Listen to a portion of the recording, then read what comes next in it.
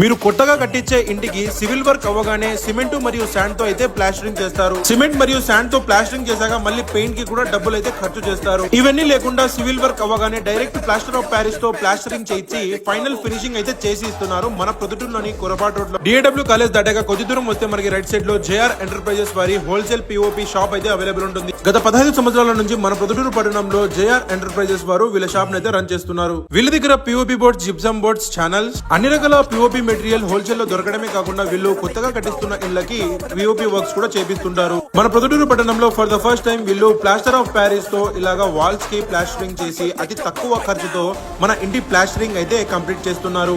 ఈ వాల్ పుట్టి మెటీరియల్ వేయించుకోవడం వల్ల ఖర్చు తగ్గడంతో పాటు నా ఇంటిని హీట్ ప్రూఫ్ చేసి చాలా కూల్ గా అయితే ఉంచుతుంది.